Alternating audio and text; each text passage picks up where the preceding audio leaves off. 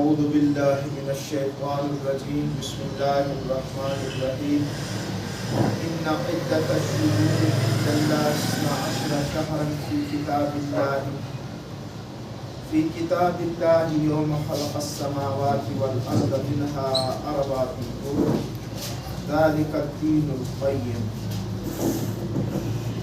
میں نے آپ کے سامنے سورہ توبہ کی آیات نمبر 36 تلاوت کی۔ 10واں پارہ ہے والم سورہ توبہ آیات نمبر 36۔ ان عدۃ الشہور عند اللہ اثنا عشر شہرا، کہ اللہ کے ہاں آپ کے مہینوں کی گنتی کے اعتبار سے 12 مہینے ہیں۔ فی کتاب اللہ، اللہ کی کتاب میں، یوم خلق السماوات والارض، جس دن سے زمین و آسمان اللہ نے پیدا فرمایا اس دن سے یہی رکھا۔ منہا اربعۃ حرم، ان میں سے 4 مہینے محترم ہیں، حرمت والے۔ ذالک الدین القیم، یہ سیدھا واضح اور عمدہ دین ہے۔ یہ منہا اربعۃ حرم، اس مہینے کی مناسبت سے میں نے آپ کے سامنے تلاوت۔ آج رجب کی 3 تاریخ۔ حرمت والے مہینے کتنے ہیں؟ ذیقعدہ، ذی الحج، محرم، رجب، 3 ترتیب سے۔ ایک رجب جو آج 3 تاریخ ہے اور آپ شروع ہو چکی 3 تاریخ، بلکہ ابھی 4 تاریخ آ جائے گی مغرب کے بعد، اور فروری کی آج 4 تاریخ ہے، جمعے کا دن ہے، اور یہاں درس کا سلسلہ آپ کو پتہ ہے کہ ہر 2 ہفتے کے بعد ایک پروگرام ہوتا ہے۔ تو مناسب سمجھا کہ میں اس مہینے کے حوالے سے آپ کے سامنے کی کوشش گزار کروں۔ میں نے آپ سے کہا حرمت والے، اور یہ حرمت والے مہینے، اور یہ رجب کا مہینہ اسلامی ہجری کے اعتبار سے 7واں مہینہ ہے، اور حرمت کے 4 مہینوں میں سے ایک ہے ذیقعدہ، ذی الحج، محرم اور رجب۔ اور یہ صرف اسلام میں نہیں کہ اسلام سے بھی پہلے ان مہینوں کو محترم اور حرمت والے شمار کیے جاتے تھے۔ اسلام نے آ کر ان کی حرمت کو باقی رکھا۔ تو دوستو، رجب کے معنی ہے تعظیم و تقریب، اور اس کے ایک معنی ڈرنے کے لیے، جو عام دنوں میں اللہ سے ڈرا جائے، اس میں حرمت والے مہینے کے اندر اور اللہ کا کو ڈر کہ نیکی کی جستجو اور گناہ سے۔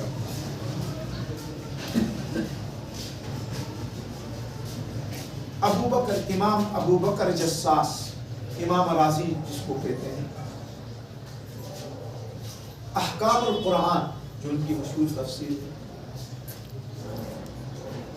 انہوں نے ذکر کیا ہے کہ جو کوئی ان مہینوں، یاد رکھنا، جو آدمی، جو شخص ان مہینوں کے اندر گناہ کرے گا تو دوسرے مہینوں کی نسبت اس گناہ کا وبال اور سزا زیادہ ہو۔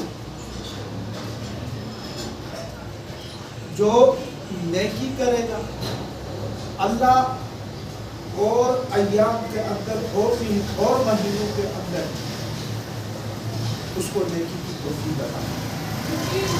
گناہ سے بچے گا اللہ اور ایام میں اور مہینوں کے اندر بھی ان کو، اس آدمی کو گناہ سے محفوظ ہے۔ گویا کہ ان حرمت والے مہینوں کا یہ اثر ہے۔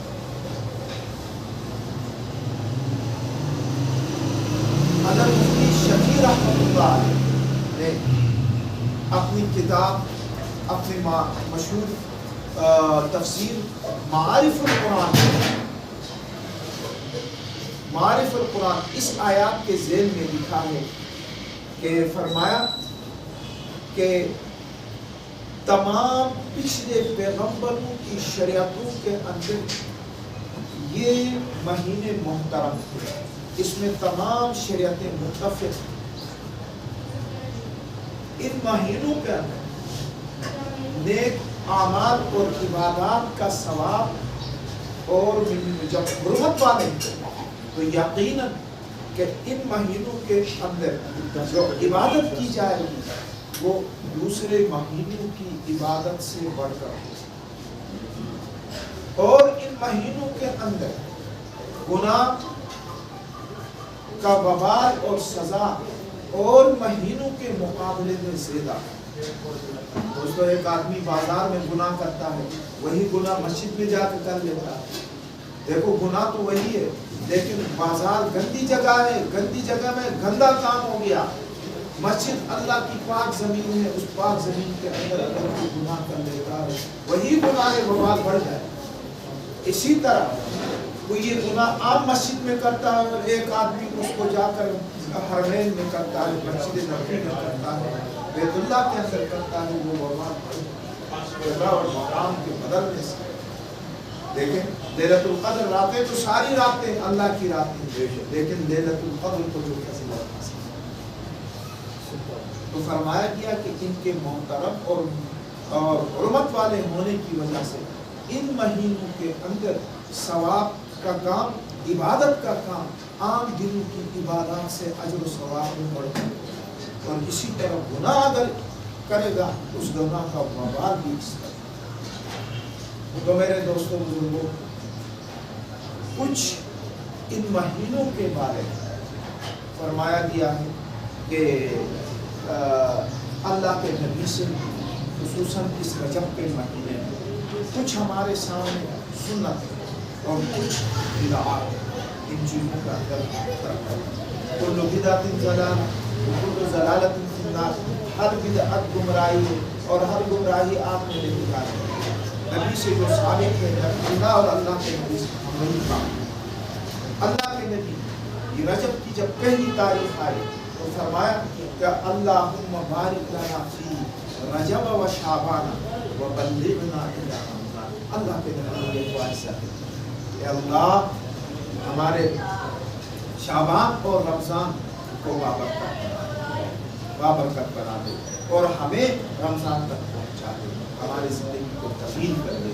یعنی عبادات کی خواہش اتنی بڑھ جاتی تھی کہ رجب اور شعبان کی برکت کی دعا فرماتے اور رمضان تک پہنچنے کی دعا کہ رمضان کو رمضان۔ تو اگر کوئی آدمی یکم رمضان رجب کو اگر اس کو یہ دعا یاد نہ رہے تو جب بھی یاد آئے، آج ابھی آپ کو آج میں نے جمعے میں بھی اسی موضوع پر بات کی اور میں نے پوری مسجد کے حال کے اندر سب سے پڑھوا دیا، اللہم بارک لنا، پڑھیں اللہم بارک لنا فی رجب و شعبان و بلغنا الی رمضان۔ تو ایک سنت پر عمل اور ایک سنت پر عمل، اللہ کے نبی کی ایک سنت پر کتنا اجر ثواب۔ ایک بات، دوسری بات کہ اللہ کے نبی نے فرمایا، بہقی کی روایت ہے، فرمایا جنت میں ایک نہر رجب نامی نہر اور اس کا دودھ اور اس کا پانی دودھ سے زیادہ سفید اور شہد سے زیادہ میٹھا ہے، دودھ سے زیادہ سفید اور شہد سے زیادہ میٹھا ہے۔ اللہ قیامت کے دن اسی کو پلائے گا جو رجب کے مہینے کے اندر روزے عبادت کرے۔ اور آپ کو پتا ہے اللہ کے نبی رمضان المبارک کے علاوہ جو اکثر روزے رکھی وہ رجب اور شعبان کے مہینے کے اندر، تو پورے شعبان آخر کے ایک دو دن اللہ کے نبی نے منع فرمایا اب رمضان المبارک کے لیے نشاط اور چستی پیدا کر لو، کہیں فرائض کی ادائیگی میں کہیں کوتاہی نہ ہو، اب افطار کرے اور خوب کھا پی کر رمضان کے لیے چستی تو ہونا چاہیے کہ رجب کا مہینہ جتنا ہو سکے ہمیں ان دونوں مہینوں کے اندر بھی روزے رکھیں۔ دو باتیں۔ تیسری بات ایک روایت ہے اللہ کے نبی نے فرمایا 5 راتوں کی دعا اللہ رب نہیں فرماتی. 5 راتوں کی دعا اللہ مجھے اور آپ سب کو نصیب کر دے. بھائی رات کے تہجد کی جو عبادت ہے نا یہ اللہ کو اس لیے کہ اللہ کے نبی پر اللہ نے فرض کیا جو چیز محبوب ہوتی ہے اپنے پیغمبروں کو دے. لیکن امت کے لیے مشکل ہوتا شاق ہوتا. امت کی حالت تو یہ ہے کہ فجر کی نماز کے اندر کتنے حاضر ہوتے ہیں. دن کے وقت عذر بھی ہو سکتا ہے کہ بھائی کام تھا, تجارت تھی, نوکری تھی, معاملات تھے. آپ مجھے بتائیں کہ رات کو ہر آدمی اپنا گھر لوٹتا ہے اور گھر میں ہی ہوتا ہے. لیکن اس کے باوجود فجر کے اندر کیسے کہ کیا سردیوں میں چلو ایک صف بھی ہوتی ہے ہماری مسجد, گرمیوں میں تو گنے 5 یا 10 آئے. اگر تہجد کی نماز بھی فرض کر دی جاتی تو یہ امت پر شاق ہوتا ہے. لیکن لذت کو رکھا, رات کی عبادت کرے. ابدار و غروبی کو غزالی و قراضی کچھ ہاتھ نہیں آتا بے آب و سحرگائی. جب تک کہ آب و سحرگائی نہ ہو کہ اللہ کا قرب, اللہ کا دیدار اور ولی ولایت کے لیے ضروری ہے کہ گناہوں کے سے بچنے کے ساتھ ساتھ رات کی عبادت کرنا. فرمایا رات کو تو وہ وقت تو ویسے بھی فضیلت والا ہے, اللہ کی رحمت اس وقت متوجہ ہوئی. اللہ آواز دیتے ہیں کہ ہے کوئی جو مجھ سے مانگنے والا, کہ اس کی ہر مراد کو پورا کرے. لیکن 5 راتیں ہو سکتا ہے پھر بھی قبول نہ ہو وہ دعا, لیکن 5 راتیں ایسی ہیں کہ اللہ ان راتوں کے اندر دعا کو رد نہیں کرے. جمعے کی رات, ہر جمعے کی رات, جیسا کہ آج کی رات جو گزر شب جمعہ جس کو کہتے ہیں, ابھی جو رات آئی آج جو جمعے کا دن ہے, کل کی آج رات جو آئے گی وہ تو شب اتوار ہفتے ہوتی. جو رات گزر گئی کہ جمعے کی رات کو اللہ دعا کو رد نہیں کرتا. اگر ہم پورا ہفتہ تہجد نہیں پڑھ سکتے, کم از کم صبح کا سردیوں میں تو ویسے بھی گنجائش یہ پڑھ سکتا ہے. گرمی میں اگر انسان دقت ہوتا ہے رات کو نہیں. ایک دوسری فرمایا کہ عیدین, عید الاضحیٰ, عید الفطر, عیدین کی راتوں کی 2 عید الفطر, عید الاضحیٰ, تو جمعے کی رات 3 ہو گئے, 3 ہو گئے. اچھا چوتھی رات 15 شعبان کی رات, 15 شعبان کی رات کو اللہ جو کر مانگے گا اللہ دعا ہوگا ہے. اور 5ویں آخری جس موضوع کو ہم لے کر جا رہے ہیں, یکم رجب کی رات میں دعا بہترین کی روایت گزر گئے, لیکن آئندہ میں اور آپ کوشش کریں, خیال کریں. اور آنے والی راتیں جو میں نے آپ سے کہا اس میں 3 باتیں ہو گئی. چوتھی بات کہ اللہ کے نبی نے رمضان المبارک کے علاوہ اپنی زندگی میں سب سے زیادہ جو روزے رکھے ہیں وہ رجب اور شعبان. رجب یعنی پورا مہینہ, پورا یعنی ایک کا دکا آخر, شعبان کے تو آخری دنوں میں رکھنا منع فرمایا تو یا 3 دن, اور رجب میں بھی ایک کا دکا 1-2 دفعہ یا 3 دفعہ آپ نے افطار کیا. گویا کہ رمضان المبارک کی تیاری پریکٹس شروع ہو گئی ہے. جسے رمضان کی تیاری شروع ہو گئی. ہماری تیاری کیا ہے؟ کپڑے بنائیں گے, سوٹ لائیں گے, جوتے کب لائیں گے, افطاری میں کیا ہونا چاہیے, افطاری کا بندوبست کر لینا, سحری کا بندوبست کر لینا, اور یہ کرنا. اور پھر تاجر تو یہ سوچتا ہے کہ کتنا کماؤں, میرا سیزن آ گیا. وہ بھائی اس کو کہتا ہے سیزن, حالانکہ یہ تو نیکیوں کا سیزن تھا. اللہ نے تو اس کے اندر سیل لگائی تھی نیکیوں کا, آؤ کماؤ, پورا سال 11 مہینے آپ نے جیسے کیسے گزارے ہیں, ابھی اب حالی سروس کرواؤ اپنی اور پھر روڈ پہ نکل آؤ. لیکن انسان کس طرح کے تو میرے دوستوں بزرگوں کہ یہ خود کا. اور ایک بات, ایک روایت آئی کہ صحابہ نے آ کر پوچھا اللہ کا نبی, ہم رمضان زمانے جاہلیت میں ہم رمضان کے اندر جو ہے قربانی کیا کرتے تھے, اور جس کو قربانی رجب کہا ہے، رجبیہ کہا جاتا تھا، تو اللہ کے نبی خاموش ہو کہتے ہیں یعنی نفل قربانی جتنے صدقات ہیں دے سکتا ہے۔ ایک جگہ میں منع بھی آیا، اللہ کے نبی نے منع فرمایا، وہ منع اس لیے فرمایا کہ چونکہ یہ لوگ بتوں کے نام پر ذبح کرتے ہیں، جیسا کہ زیارت قبور کے بارے میں اللہ کے نبی نے ابتدا میں سختی سے منع کیا کہ زیارت قبور نہ کرو، اس لیے کہ ان کے اندر شرک بدعات ہوتی، منع کیا۔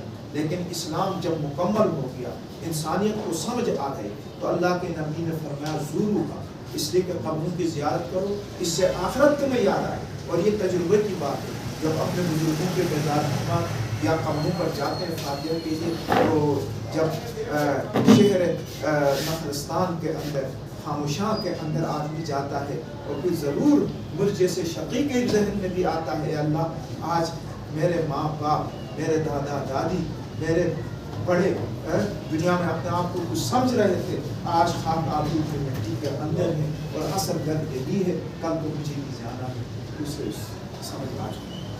اسی طرح اللہ کے نبی نے جب اسلام کا عقیدہ مسلمانوں کا راسخ ہو گیا، فرمایا کہ اب قربانی بھی اس میں دے سکتے۔ اور اس کے علاوہ کہ قبل تحویل مدینے کے اللہ کے نبی کی خواہش تھی کہ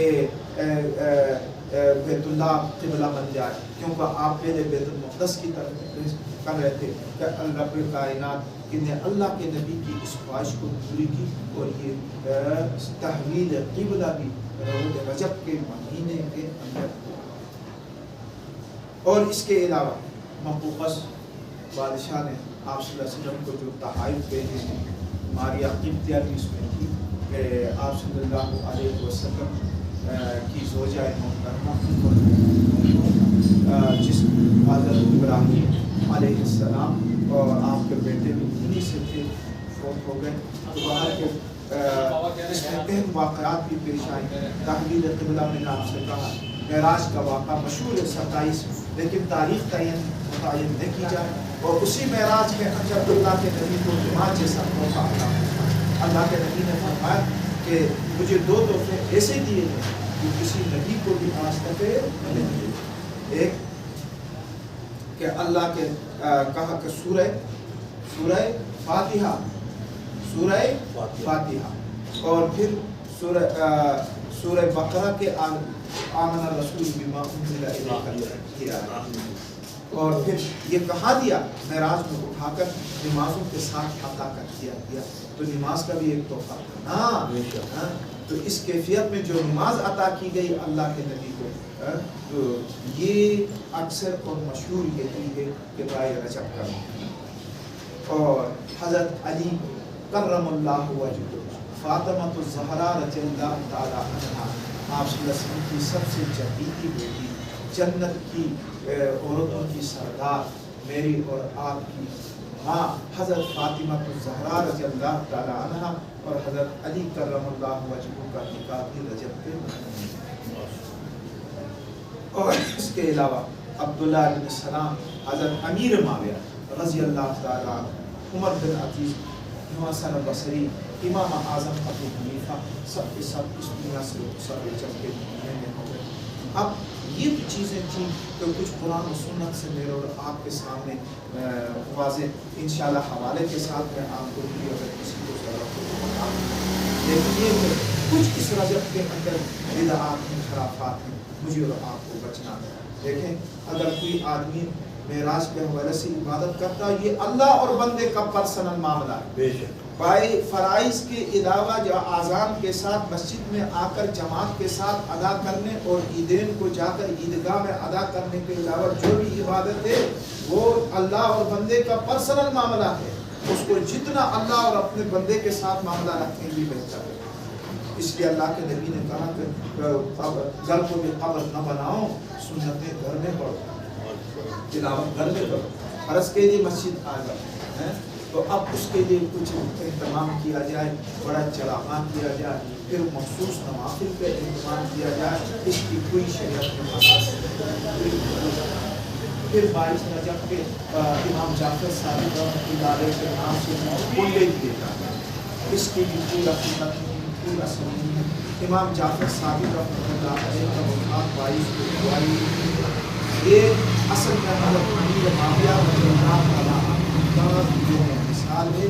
اور کچھ لوگ بغض و عداوت کا کام کرتے ہیں اور پھر نام جو ہے امام جعفر صادق رحمۃ اللہ علیہ کا دیا. اس کی بھی کوئی حقیقت نہیں. سنی مسلمان اور سنت کے جوانوں سے اور گھروں سے ماؤں بہنوں سے میری التجا ہے کہ ان جیسے خرافات کے پیچھے نہ پڑ جائیں.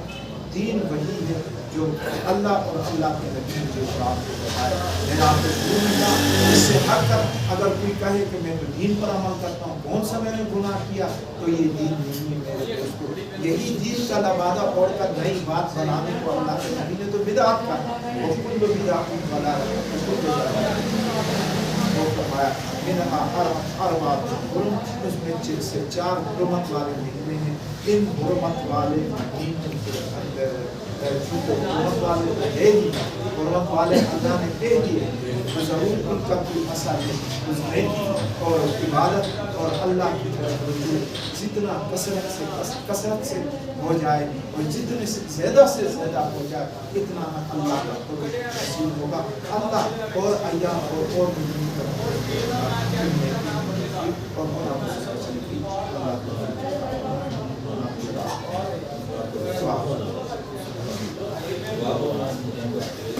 الحمدللہ رب العالمین والصلاة والسلام علی سید الانبیاء والمرسلین وعلی آلہ وصحبہ اجمعین.